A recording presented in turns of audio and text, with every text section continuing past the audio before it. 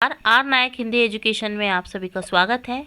जैसा कि आप सभी जानते हैं कि हमने हिंदी नेट सेट प्रिपरेशन से संबंधित सिलेबस में जितने भी अध्याय रखा है उसकी समीक्षा करने की शुरुआत कर ली है, जो कि आपके एग्ज़ाम के लिए इम्पॉर्टेंट है।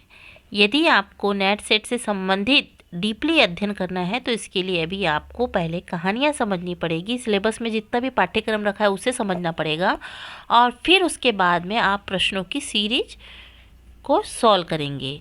तो चलिए शुरू करते हैं। हमारे सिलेबस में रखा गया है अंधायुग कविता, ठीक है। ये नाटक भी है, एकांकी है, कविता के रूप में भी रखा गया है, ठीक है ना। तो ये काव्य रूप में लिखा गया है और ये नाटक भी है और एकांकी भी है। इसका जो लेखक है धर्मवीर भारती है। धर्मवीर भारती बहुत ही प्रसिद्ध साहित्यकार है और धर्मवीर भारती का जो अंधा युग नाटक है ये बहुत ज़्यादा फेमस हुआ है और इनके कारण ही इनको विख्याति प्राप्त हुई है। तो चलिए शुरू करते हैं। शुरू करने से पहले जो धर्मवीर भारती हैं उनका थोड़ा सा जीवन परिचय देख लेते हैं। धर्मवीर भारती आधुनिक हिंदी साहित्य के प्रमुख लेखक, कवि, नाटककार और सामाजिक विचारक थे।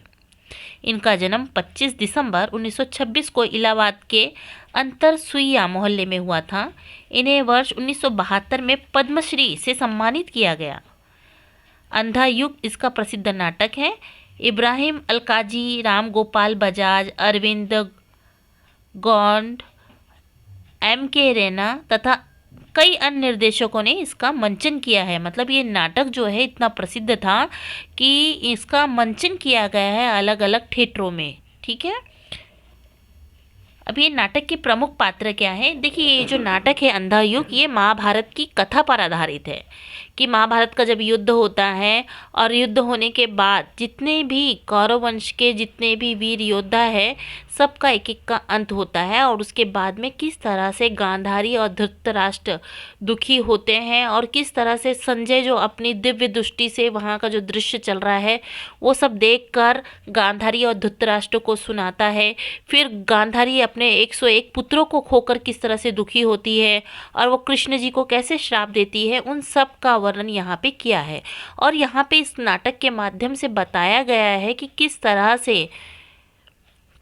से जो नैतिक चरित्रों को उभारने वाले जो पॉजिटिव साइड थे पांडव लोग और जो कौरव साइड था, कौरव लोगों का जो साइड था, उसको यहाँ पे न्याय दिलाने का प्रयत्न किया है कि कहाँ और कैसे और क्यों कौरव गलत थे या यहाँ पे कृष्ण जी की कोई गलती नहीं थी या फिर वो किस तरह से गलत था सही था, इसको दर्शाने का प्रयत्न किया है।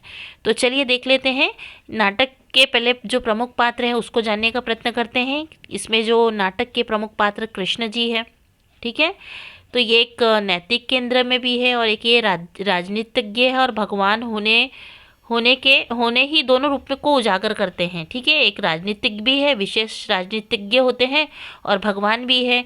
राजनीतिक कैसे रहते हैं कि उन्हें युद्ध में कौन कौन सी नीति को अपनाना चाहिए उसका मार्गदर्शन वो किसे करते हैं? अर्जुन को करते हैं। अब इसमें अश्वत्थामा जो है केंद्रीय पात्र है। इसके इर्द गिर्द सारी घटनाएं और सारे प्रमुख जो गौण पात्र है वो घूमते हुए नजर आते हैं, ठीक है। अश्वत्थामा के साथ क्या क्या हुआ, किस तरह से था, वो भी हम देखेंगे। क्योंकि कौरव की टीम में अश्वत्थामा थे, ठीक है। अब यहाँ पे युधिष्ठिर कौन थे? 5 पांडव में से जो बड़ा बेटा था युधिष्ठिर, वो भी हाँ जो शांति की कामना करने वाले पात्र हैं, हाँ। और जो बदबस थोपे गए युद्ध ने उन्हें असत्य भाषण के लिए विवश कर दिया। यहाँ उन्हें युद्ध के कारण घोर निराशा सहते हुए भी युद्ध करना पड़ा, मजबूरन युद्ध करना पड़ा, ऐसा हम कह सकते हैं। धृतराष्ट्र जो स्वार्थी है तथा तन से ही नहीं मन से भी अंधे हैं, ठीक है। धृतराष्ट्र जो है वो अंधे हैं और अंधे होने के साथ तन से भी नहीं मन से भी वो अंधे ही रहते हैं। पुत्रों की ममता में को ही अपना अंतिम सत्य मानते हैं, जबकि उनके जो पुत्र रहते हैं वो गलत का साथ देते हैं। लेकिन उनके चरित्र में लपाट बयानी, सहजता और दुर्लभताओं को निसंकोच स्वीकारने की महानता है। गांधारी जो है, गांधारी क्या होती है? धृतराष्ट्र की पत्नी होती है जो पति के अंधे होने पर समानता की बात करती है और खुद अंधी हो जाती है। कहने का मतलब अंधी होने के बाद उसे अपने पति को मार्गदर्शन करना चाहिए, उसकी आंखें बनना चाहिए। तो यहाँ पर वो क्या करती है, खुद अंधी बन के बैठ जाती है, आँख होते हुए अंधी हो जाती है, ठीक है, यानी सब कुछ दिखने के बाद भी अंधी हो जाती है। उसका तो यहाँ पे ये कर्तव्य होना चाहिए था कि अपने पति को सही दिशा पे मार्गदर्शन करे, उसकी आंखें बने, पर यहाँ पे उल्टा ही हो गया है। विदुर जो है एक शांतिकामी नीतिज्ञ है, गांधीवादी उदार व्यक्ति है। और यहाँ पे एक संजय नाम के व्यक्ति भी हैं जो जिनकी आंखों में सैटेलाइट है, जो महाभारत का युद्ध भूमि में हो रहा है, परंतु उनको युद्ध भूमि में क्या क्या हो रहा है वो सारा दिखाई दे रहा है। और वो क्या करते हैं, गांधारी और धृतराष्ट्र को क्या करते हैं, जो वहाँ पे जो घटनाएं हो रही है वो घटना को, यहाँ पे जो भी घटनाएं हो रही है वो यहाँ पे गांधारी और धृतराष्ट्र को बताते हैं। अंधा युग नाटक की समीक्षा में जो भी है, अंधा युग नाटक जो है काव्य रूप में लिखा है और काफ़ी बड़ा है, ठीक है, पर हमें एग्जाम के लिए उसकी समीक्षा करनी है मतलब शॉर्ट में समझनी है, क्योंकि हमारे पास उतना समय नहीं है कि हम कविता पढ़ें, ठीक है। तो हम कविता का जो भावार्थ है, जो सारांश है, उसको पढ़ने के आधार पर हम उसका विश्लेषण कर रहे हैं। अंधा युग नीति काव्य का प्रकाशन वर्ष 1955 में हुआ था। इसकी रचना धर्मवीर भारती द्वारा की गई, पहले ही बताया है। ये हिंदी काव्य नाटक है, यानी हिंदी काव्य नाटक का मतलब है जो नाटक लिखा गया है पर कविताओं में काव्य के रूप में लिखा गया है। इसका कथानक महाभारत युद्ध के 18 दिन से लेकर श्री कृष्ण जी की मृत्यु तक के क्षण पर आधारित है।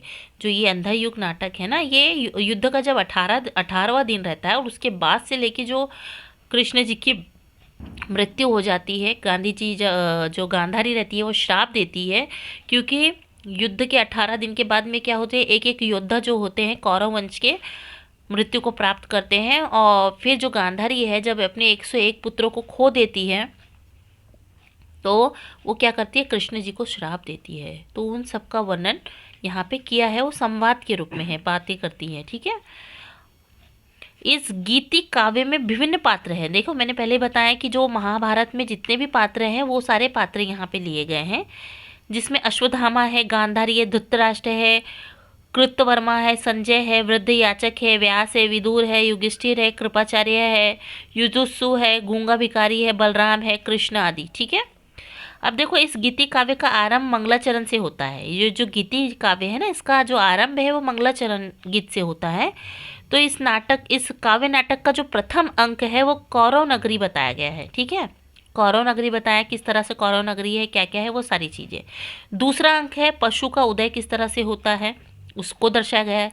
तीसरा अंक जो है अश्वत्थामा का अर्धसत्य। अश्वत्थामा का अर्धसत्य क्या होता है कि यहाँ पे क्या होता है, जब युद्ध चलता है ना, तो युद्ध में क्या करते हैं, कृष्ण जी देखते हैं कि अश्वत्थामा बहुत ही बलशाली व्यक्ति है, हाँ, और वहाँ पर क्या करते हैं, अश्वत्थामा बहुत ही बलशाली व्यक्ति है और उसके जो पिता रहते हैं तो वो भी बहुत बलशाली रहते हैं। अब ये युद्ध करते रहते हैं, तो युद्ध में कृष्ण जी को लगता है कि अब ये जीत जाएंगे, तो एक रणनीति खेलते हैं।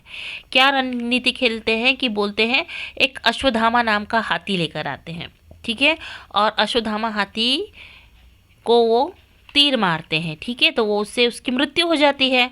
तो फिर युद्ध में एक खबर फैल जाती है कि अश्वत्थामा की मृत्यु हो गई, अश्वत्थामा की मृत्यु हो गई है। और फिर जब अश्वत्थामा के जो पिता रहते हैं उनको ऐसा पता चलता है कि अश्वत्थामा की मृत्यु हो गई, तो वो बहुत ही शॉकिंग हो जाते हैं और उन्हें बहुत ही झटका लगता है। और वो दुर्योधन से या युधिष्ठिर से पूछते हैं कि अश्वत्थामा की मृत्यु हो गई, तो युधिष्ठिर या अर्जुन बोलते हैं कि हाँ उनकी मृत्यु हो गई। तो इन्हें क्या लगता है कि अश्वत्थामा जो है मेरे बेटे की मृत्यु हो गई है, तो वहीं पे उसका मनोबल टूट जाता है, और मनोबल टूट जाता है तो वहीं पे उनकी हार हो जाती है। और जबकि होता क्या है कि अश्वत्थामा नाम का हाथी मारा जाता है, और जानबूझ के मारा जाता है कि यदि अश्वत्थामा नाम का हाथी मारा जाएगा और इसके पिता को, अश्वत्थामा के पिता को लगेगा कि मेरा बेटा मारा गया है युद्ध में, तो वहीं उसका मनोबल टूट जाएगा, और उसका मनोबल यदि टूटा तो हम महाभारत का युद्ध जीत सकते हैं। तो ये कृष्ण जी की एक लीला रहती है। तो इसमें बताया गया है कि अश्वत्थामा का अर्धशत। फिर चौथा अंक जो है गांधारी का श्राप। चौथा अंक में क्या होता है, चौथा अंक दर्शाया गया है तो उसमें गांधारी का श्राप है कि जो गांधारी है वो क्या करती है, कृष्ण जी को श्राप देती है कि तुम तो जब भगवान थे और तुम इस युद्ध को रोक भी सकते थे, पर तुमने ऐसा नहीं किया, तुमने मेरे 101 पुत्रों का वध करवाया, और तुम सब इसकी विनाश लीला सब जानते हुए भी तुमने क्या आँख होकर भी अंधे बने रहे, और तुमने मेरे पूरे वंश का विध्वंस किया है। तो मैं तुझे श्राप देती हूँ, कृष्ण जी को कहते हैं कि मैं तुझे श्राप देती हूँ कि तुम मृत्यु के लिए तरसोगे, तुम्हारे शरीर में कोढ़ लग जाएगा और तुम मृत्यु को तरसेंगे और कोई तुम्हें मौत नहीं देगी। तो इस तरह का वो श्राप देते हैं। और बाद में क्या होता है,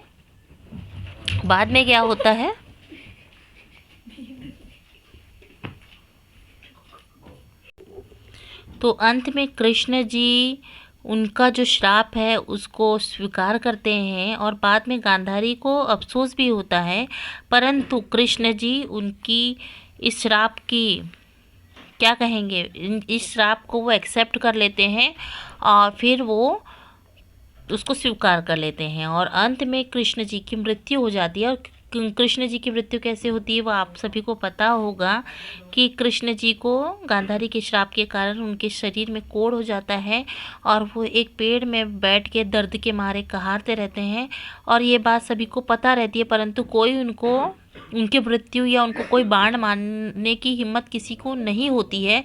परंतु एक जब शिकारी होता है, एक अहेरी जो होता है, वो क्या करता है, गलती से जब भगवान दर्द के मारे चिल्लाते रहते हैं, आवाज़ करते रहते हैं, तो क्या होता है कि उस अहेरी को या उस शिकारी को ऐसा लगता है कि उस पेड़ के किनारे में या उस पेड़ के पीछे में कोई छुपा हुआ है, कोई जानवर है बड़ा, तो वो तीर मारता है, और वो जो तीर है वो भगवान के पैर को स्पर्श करते हैं, और पैर को जब स्पर्श होता है तब भगवान की मृत्यु होती है और उस श्राप से उनकी मुक्ति होती है।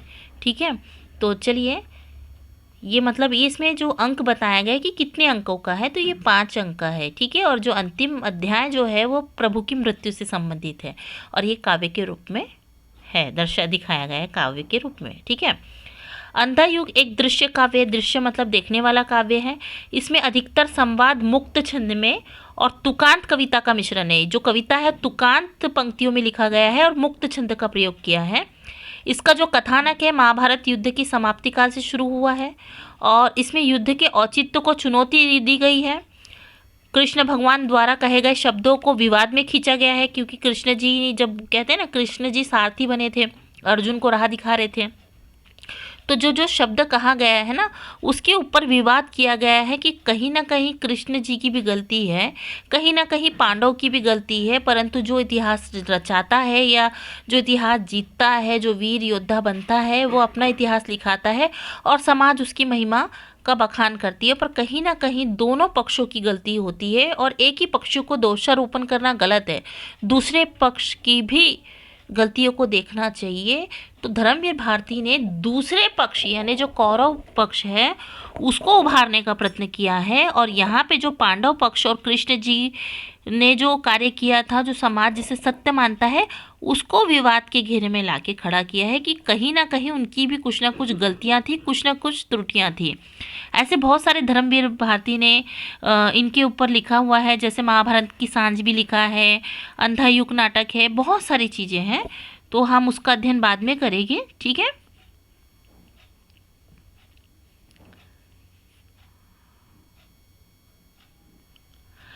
हाँ, महाभारत में धर्म युद्ध का पालन किया गया है। इसमें कुटिल योजनाओं की झलक भी दिखाई देती है, ठीक है ना, क्योंकि युद्ध करते समय कुटिल योजनाएं भी दिखाई गई है। इसमें पात्रों के चारों ओर की आभा हटाकर उन्हें एक सामान्य मनुष्य की भांति चित्रित किया गया है। अंधयुग नाटक में मनुष्य की भावना का सचिव चित्रण किया गया है। कृष्ण ने गीता में अर्जुन को भले ही सत्य के लिए युद्ध करने का संदेश दिया हो, लेकिन युद्ध में भयंकर विध्वंस देखकर सभी का मन खिन्न हो जाता है। कि कहते हैं, गांधारी कृष्ण जी पे आरोप लगाती है कि जब तुम भगवान थे, जब तुम कृष्ण थे, तो तुम इस युद्ध को रोक सकते थे, पर तुमने इसे रोका नहीं। जब तुम भगवान थे तो तुम इस युद्ध को रोक सकते थे, पर तुमने रोका नहीं, तुमने पूरे वंश का, कुल का नाश कर दिया। ये सब देख के, इतना विध्वंस देखकर क्या तुम्हें तुष्टि मिल रही है, संतुष्टि मिल रही है? ऐसा प्रतीत हो रहा है कि जिन आदर्शों के लिए पूरा युद्ध लड़ा गया था वे सारे झूठे हैं। गांधारी और धृतराष्ट्र और गांधारी ये जानते हुए भी कि उनके पुत्र धर्म की ओर से युद्ध नहीं लड़ रहे थे, उन्होंने अपने पुत्रों को जीत की आशा लगा रखी थी। ये उनकी ममता थी। अश्वत्थामा प्रायश्चित और प्रतिशोध की भावना में जल रहा था। पूरे हसीनापुर में निराशा का वातावरण था। युद्ध के विभत्स चेहरे को भारती जी ने बहुत ही सुंदर रूप से चित्रित किया है। उपयुक्त दृश्य काव्य में पहरेदारों के माध्यम से किसी घटना को दूर से देखने वालों के लिए मानसिक द्वंद्व का चित्रण किया गया है। पहरेदारों के माध्यम से भारती जी ने संभ्रात वर्ग के निर्णयों का भी वंचितों पर पड़ने वाले प्रभाव को दर्शाया गया है कि इसमें ये बताया गया है कि देखिए, जिस आदर्श के लिए लड़ा गया था, कृष्ण जी ने जिस न्याय की स्थापना करने के लिए महाभारत का युद्ध किया था, परंतु युद्ध करते समय कौन कौन सी छल नीति को अपनाया गया है, उसका भी विरोध या उस पर भी विवाद धर्मवीर भारती जी ने किया है। ठीक है। और गांधारी और धृतराष्ट्र के बारे में भी बताया कि दोनों अंधे थे, दोनों सत्य को देखकर भी असत्य का पक्ष ले रहे थे और यहाँ तक अपने बेटों को सत्य की मार्ग की ओर चलने का निर्देशन देना चाहिए तो उनके असत्य पे साथ दे रहे थे और ये आशा लगाकर रखे थे कि वो चाहे कितना भी अन्याय करे या असत्य का साथ दे, परंतु विजय उनकी ही होगी। पर ये ममता, जो माता पिता की ममता रहती है, अंधा प्रेम, उसको भी दर्शाने का प्रयत्न किया कि जब पिता अंधे थे तो माता का काम था उनकी आंखें बनना और सही गलत की पहचान करना और अपने बच्चों को सही सीख देना। तो यहाँ पे जो गलत सीख दी है उसको भी दर्शाने का प्रयत्न किया है। जो छूटे हुए पात्र है या दुर्लभ पात्र है, और इसमें जो युधिष्ठिर और जो धृतराष्ट्र है और जो दुर्योधन है, उन सब के बारे में ही बहुत ही अच्छे तरीके से विश्लेषण किया है। तो आशा करते हैं कि आपको ये नाटक एकांकी पसंद आया होगा। पसंद आया हो तो लाइक करें, सब्सक्राइब करें। धन्यवाद।